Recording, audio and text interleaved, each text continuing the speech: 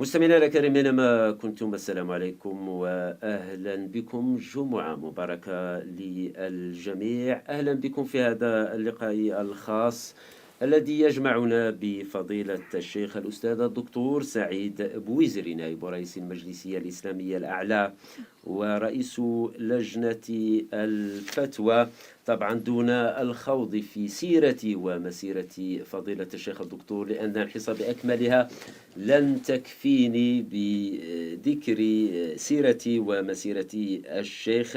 أسعد كذلك باستضافة عبد القادر بونيف، أمين المجلسي العلمي لمؤسسة المسجد بالبيض، والسادة محمد بن هرقال وحميد بن خدتو، أعضاء المنتدى الوطني الإعلامي مكتب ولاية البيض. طبعا في هذا اللقاء سنتناول كل ما يتعلق بالصلح والوساطة. موضوع لقاء تكويني كان الشيخ قد أطره يوم أمس لفائدة السادة أئمة المساجد والمشايخ عموما. امس غادي نخ امس فليدن لداعة البيض ماني وقت لي ماداك منخ مرحبا زيك مسو السؤال كيد نخ فضيلة الشيخ الأستاذ دكتور سعيد بويزري، نائب نسلوين المجلس الإسلامي الأعلى، رئيس لجنة الفتوى. السوخن سيولخ قيس بي قيت مليليت نواسوان سيولخ الصلح الوساطة من السن الصلح الوساطة تغير نخسقي زيك نخسقي بكري أما تخدم تجمع بكري. فضيلة الشيخ في البداية مرحبا بكم عبر أمواج إذاعة الجزائر من البيض. طبعا نحن وسكان ولاية البيض عموما يتشرفون بهذه الزيارة المباركة. مرة أخرى مرحبا. الله يسلمك، بارك الله فيك. بسم الله والحمد لله والصلاة والسلام على رسول الله. حفظكم الله وسدد خطاكم، وشكرا على كرم الضيافة وهذا الفريق الذي رأيناه في الميدان، فريق متكامل يترجم معنى الفاعلية، فشكرا لكم جميعا وشكرا على هذه الدعوة الكريمة من إذاعة البيض، ومن خلال أثير هذه الإذاعة الكريمة توجه بالتحية والدعاء لكل ساكني هذه الولاية المضيافة، هذه الولاية التي حضرت عبر تاريخ الجزائر المشرق بشهدائها، بمجاهديها، بعلمائها، بأدبائها، بشعرائها، فشكرا للجميع. شكرا الشيخ مرة أخرى، مرحبا بك. طبعا كما ذكرت إذاعة البيض وولاية البيض تتشرف بزيارتكم، وأنتم طبعا فخر للبيض وللجزائر عموما وللأمة العربية والإسلامية جميعا. فضيلة الشيخ، كنتم يوم أمس قد أثرتم لقاء تكوينيا حول الصلح والوساطة. طبعا هذا اللقاء كان من تنظيم المنتدى الوطني الإعلامي الجزائري مكتب ولاية البيض بالتنسيق مع المجلس العلمي لمؤسسة المسجد. فضيلة الشيخ، كيف ترون أهمية هذه اللقاءات، طبعا خصوصا ونحن نتحدث عن الصلح؟ كلمة الصلح بمجرد أن يسمعها الإنسان في الحقيقة يبتهج ويحس بالراحة. نعم، في الحقيقة أحيي أيضا هذه الشراكة وهذا التنسيق الحاصل بين المنتدى الإعلامي والمجلس العلمي بمؤسسة المسجد بمديرية الشؤون الدينية والأوقاف بولاية البيض. هذه الشراكة وهذا العمل المشترك في الحقيقة هو مظهر الصحة، لأن الله عز وجل يقول وتعاونوا على البر والتقوى، فقد ترجم هذه القيمة عمليا. والصلح أيضا أتوجه إليهم بالشكر الجزيل على اختيار هذا العنوان. كما قلت أخي العزيز، صحيح كلمة الصلح ربنا قال فيها والصلح خير، إذن فالخير كله في الصلح، ونحن في أمس الحاجة إلى إشاعة ثقافة الصلح وإلى إشاعة ثقافة التسامح بين أبناء المجتمع الواحد. فهذا البلد هو أمانة الشهداء، لابد أن نتعاون جميعا على تمثل هذه القيمة عمليا، نعم، تجسيدها يعني ميدانيا للمحافظة على هذه اللحمة الاجتماعية هذا التماسك الاجتماعي الذي يؤهل مجتمعنا للإقلاع الحضاري، لبناء نهضة، لتحقيق مقاصد وآمال وغايات الشهداء. تركوا لنا هذا البلد الكبير في حجم القارة، وهو أمانة، والبلد أمانة، لابد أن نعمل جميعا. القطر كبير والحمد لله. نسأل الله عز وجل أن تنتشر هممنا عبر ربوع هذا الوطن الكبير، ونتعاون على الخير، فنعمل لوجه الله أولا ثم في سبيل هذا الوطن المفدى. شكرا الشيخ. طبعا عند الحديث عن الصلح والوساطة هناك طبعا ميزات وصفات لابد للقائم على مجالس الصلح والوساطة أن يتميز ويتصف بها، خصوصا طبعا بالعودة دكتور إلى تجربتكم وباعكم الكبير في هذا المجال. هل هناك صفات وميزات لابد للقائم بالوساطة والصلح أن يتميز بها؟ صحيح. الذي يتصدى لهذا المجال يحتاج إلى جملة من الصفات. يعني من هذه الصفات الإيمان بنبل الرسالة، رسالة الصلح. فالذي يؤمن برسالة الصلح سوف يعمل من أجلها، يكون مستعدا للتضحية بجهده وعرقه وأعصابه وماله، لأن الرسالة في حد ذاتها تحتاج إلى تضحيات. حينما تحدث عن الشهداء آمنوا بنبل الرسالة، آمنوا بأن هذا الوطن لابد أن يتحرر من براثن الاحتلال الفرنسي، فبذلوا كل ما يستطيعون. لذلك انتشرت دماء الجزائريين عبر هذا القطر الجزائري الكبير، فنجد فلا يموت الشهيد في قطره، في قريته أو مدينته أو إقليمه. الكثير والعديد، وقد برهن الشهداء بما لا يدع مجالا للشك بأن هذا وطن واحد يستحق التضحية. فالصلح إذن هذا شرط أساس وصفة أساسية، وكذلك صفات أخلاقية أخرى تتمثل في الصبر وسعة الخاطر، وكذلك أيضا صفة أخرى هي الاستعداد للتشاور. ربنا عز وجل قال وأمرهم شورى بينهم، فالقضايا تحتاج إلى توسيع دائرة الشورى، تحتاج إلى تعاون مع أهل الذكر. ربنا قال فاسألوا أهل الذكر إن كنتم لا تعلمون، أهل التخصص وأهل الشأن. تحتاج إلى الاستعانة بالخبراء، هذه صفة أيضا القابلية للاستعانة بالخبراء، لأن هذا هو عمل جماعي. ربنا حينما قال في سورة يوسف في الآية 8 بعد 100 قل هذه سبيلي أدعو إلى الله على بصيرة أنا ومن اتبعني، هناك إشارة لطيفة إلى عمل المؤسسة كمؤسسة، يعني من خلال تعاون هؤلاء الخبراء الأئمة المرشدون الجميع يسهم في صناعة الصلح. والنجاح صناعة جماعية، النجاح صناعة جماعية متكامل. ولا بد من الصبر الجميل والنفس الطويل، ولا بد من المعرفة الكافية لحل القضايا.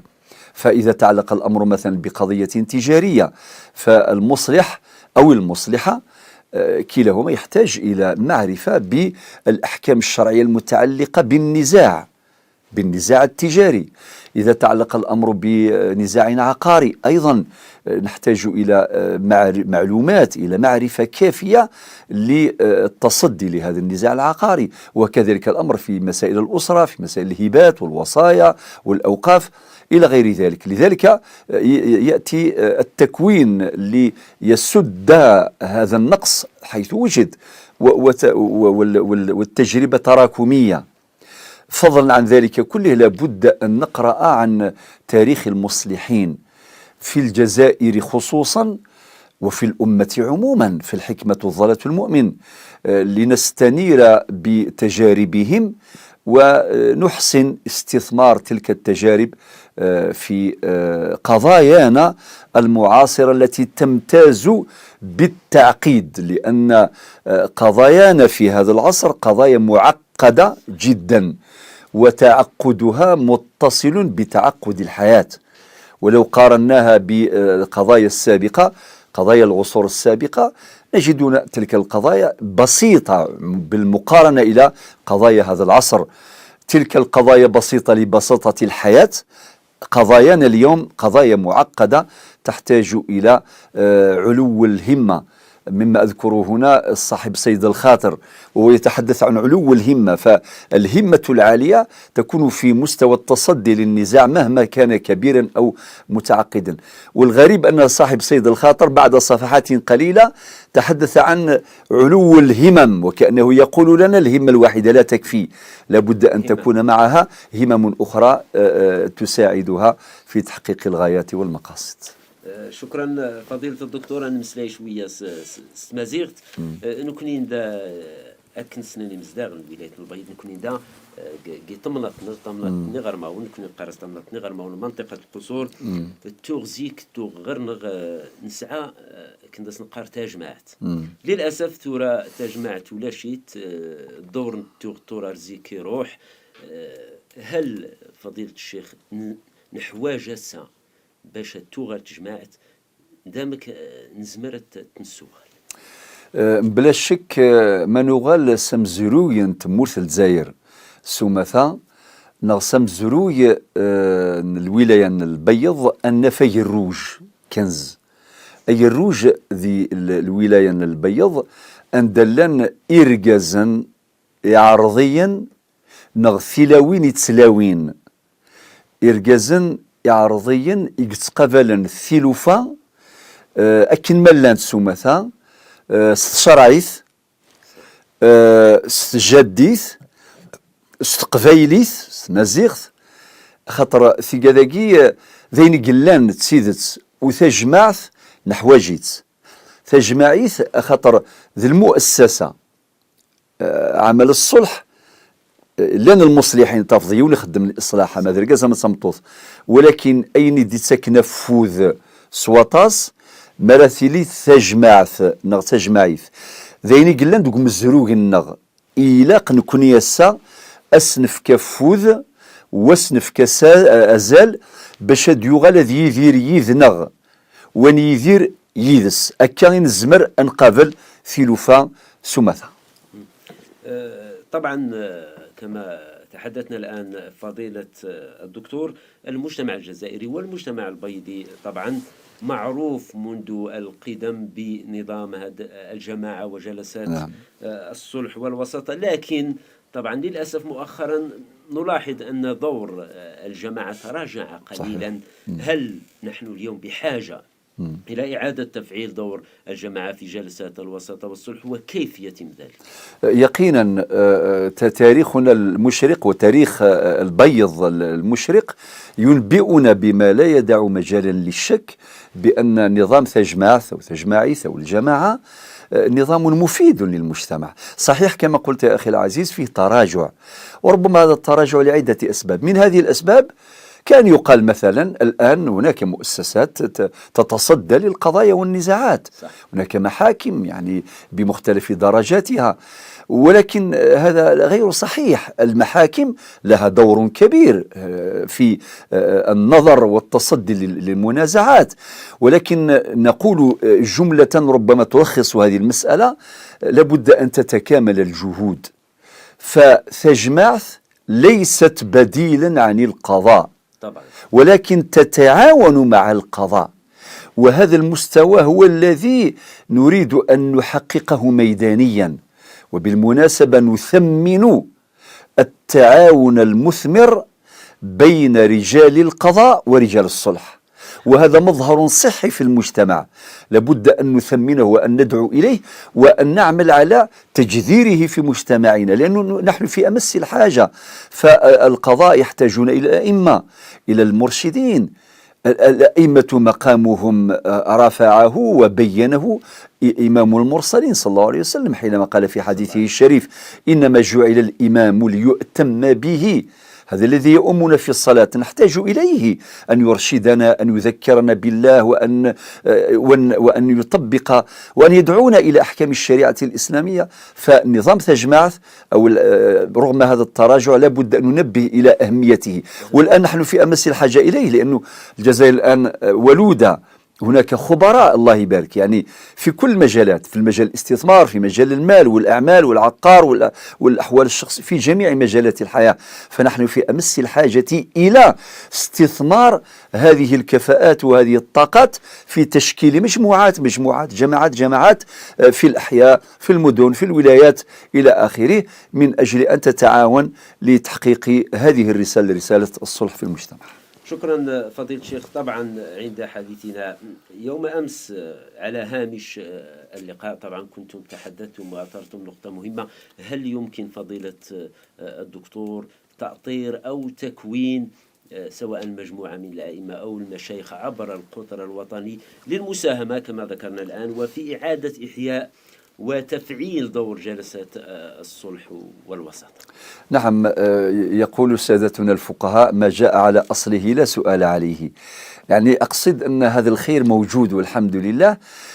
لذلك موضوع التكوين كما أشرت أخي العزيز ضروري جدا، وكل ميسر لما خلق له. هنا المستوى الأول هو التكوين العام، أن يتعرف الإنسان المستعد للعمل في فضاء وفي حقل الصلح بالشروط الأساسية من أجل يعني تفعيل، من أجل تحقيق فاعليته في الصلح. ولكن نحتاج أيضا إلى تكوين متخصص بعد معرفة الطاقات والكفاءات المستعدة للنشاط في حقل الصلح. طبعا يكون فيه استعداد شيخ، الاستعداد مطلوب. يكون تطوعي. نعم تطوعي. إنما الأعمال بالنيات وإنما لكل امرئ ما نوى.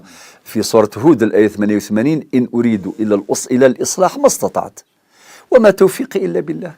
والإرادة مطلوبة، أساس الإرادة النية، والنية تفيد الحزم والجزم والتمييز بين الأعمال المختلفة.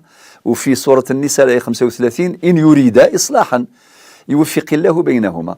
يعني النية الإرادة، ثم ننتظر التوفيق من الله سبحانه وتعالى بعد اتخاذ الأسباب والتوكل على مسبب الأسباب. أقول التكوين المتخصص مفيد من عدة جوانب. الجانب الأول أن التكوين المتخصص يؤهل هؤلاء المصلحين لتحقيق الفاعلية الميدانية.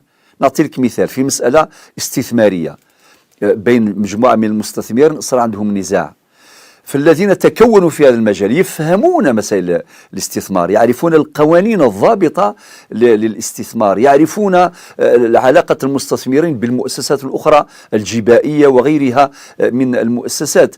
فمعرفتهم تختزل الزمن وتحقق الهدف في أسرع وقت ممكن، ونحن في أمس الحاجة جدا في هذا الزمن السريع إلى استثمار الزمن. ثم أن هؤلاء الإخوة والأخوات اللي موجودين في كل مكان يعني يتصدون للنزاع في أوله عند نشوبه. ممكن نشبه ذلك بالحريق، لا سمح الله حينما ينشب حريق إذا تصدى له الناس في بدايته يسهل إطفاؤه، وإلا يصعب. وكذلك النزاع. ثم يكون تعاون، ممكن تكون قضية في أي ولاية من الولايات فيتحرك هؤلاء إلى مكان النزاع. النبي عليه الصلاة والسلام حينما أخبر بأن نزاعا قد وقع في قباء مباشرة وبلا تردد بادر إلى الإصلاح والصلح بقوله في الحديث الذي خرجه الإمام البخاري: اذهبوا بنا نصلح بينهم.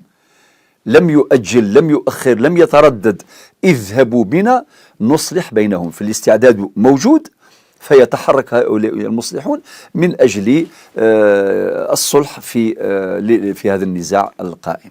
شكرا دكتور. كما ذكرت فضيلة الشيخ أن لازم تكون فيه روح التطوع، لأن طبعا كما تحدثنا قبل قليل أن من ميزات القائم على الصلح والوسطة أنه يشعر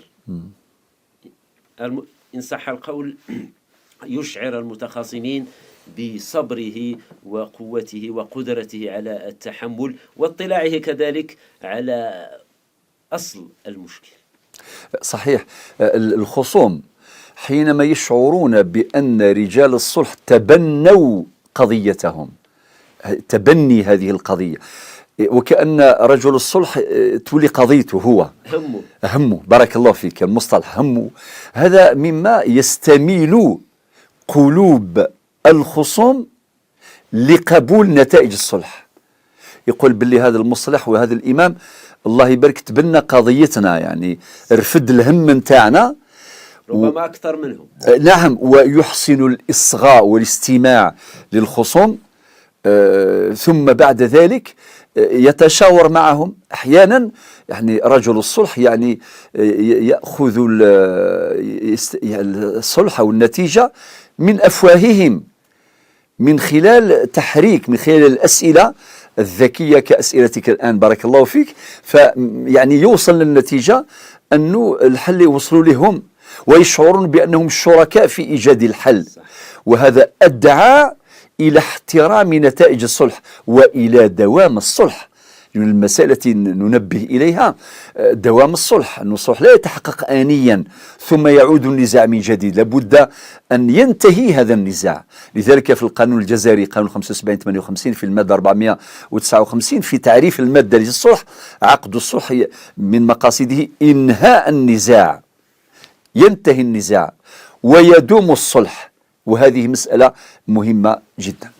نعم. شكرا فضيلة الشيخ. طبعا عند حديثنا عن الصلح والوساطة الموضوع كبير وواسع جدا، طبعا لا يتعلق فقط بفض الخلافات أو حل الخلافات بين الأفراد، بل أبعد من ذلك، حتى نتصالح مع الذات، نتصالح يعني مع بعض، خصوصا في هذا الظرف كما ذكرت فضيلة الشيخ أن الجزائر مستهدفة طبعا، ممكن داخليا وخارجيا. أعداء الوطن يترصدون بالجزائر، ولهذا كلمة الصلح والوساطة هي أوسع من معناها الضيق، صراعات أو خلافات فردية. صحيح. دائما يقولوا الخصومات تبدد الطاقات، الخصومات تجعل الخصوم ضعفاء مهزومين مهزوزين. أما الذي ينتصر على ذاته ويتصالح مع الله ومع نفسه ومع الناس سيصرف طاقته إلى البناء لا إلى الدمار. يعني من الأمور التي ننبه إليها كيف أن الكبار يتكتلون والصغار يتشتتون. نجد الآن في عالم المال والاقتصاد والاستثمار الشركات التي تسمى بالشركات العملاقة تتعاون من أجل إثبات ذاتها، من أجل الحفاظ على مكاسبها وإحكام القبضة على الاقتصاد العالمي. هذه الشركات عملاقة، هذا هو مشهدها. ولكن ربما في المقابل نجد واحد عنده حانوت مع حانوت صغير ويختلفوا. حانوت دكان صغير، الأولى بالتكتل هم الضعفاء، هم الفقراء، ودولتنا كبيرة وثورتنا كبيرة جدا. المؤرخون الكبار عبر العالم يشهدون وشهادتهم متواترة بأن الثورة الجزائرية المباركة تتميز عن جميع الثورات الكبرى في العالم. دون أن أسهب في هذه النقطة لعدة مميزات. إذن ثورتنا كبيرة، بلد كبير، يفترض أن كل طفل يولد في هذا البلد يولد كبيرا. لابد أن تكون هممنا كبيرة جدا، وليس هناك ما يدمر الطاقات والكفاءات ويضيع الفرص مثل الخصومات. أخي العزيز، إذا كان واحد عنده مشكلة فقط في أسرته، يروح الميدان العمل، يذهب إلى العمل وهو مهزوز وهو مهزوم، ربما يائس، لا يستثمر قوته، يفكر في همه.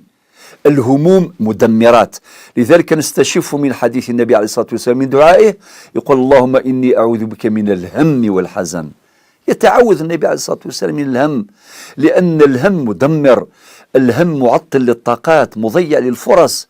فرصنا الضائعة كثيرة، وبتصالحنا وتعاوننا نقلص من دائرة الفرص الضائعة. لو رأينا لاعبا يوجه ضربة جزاء إلى مرمى الفريق الثاني ولم يسجل هدف ينتفض الجميع، أليس كذلك؟ لماذا؟ لأنه ضيع فرصة تسجيل هدف. أعتقد أننا ضيعنا فرصا كثيرة، المطلوب أن نقلص من دائرة الفرص الضائعة. صح. شكرا شيخ. طبعا فضيلة الدكتور سعيد بويزري، الأستاذ الدكتور سعيد بويزري، نحن نتحدث عن الصلح والوساطة.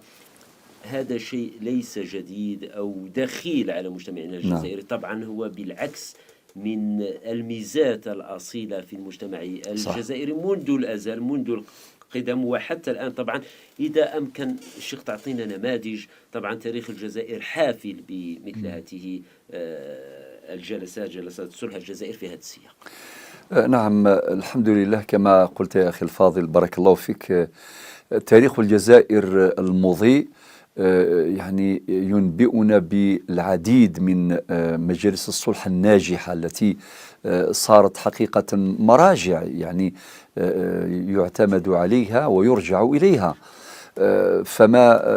فهذه الشواهد لا نحصيها عددا. في كل مرة ربنا عز وجل لم يأمرنا بعدم النزاع، وقد سبق في علم الله أن النزاع من صفات الدنيا، من خصائص الحياة النزاع.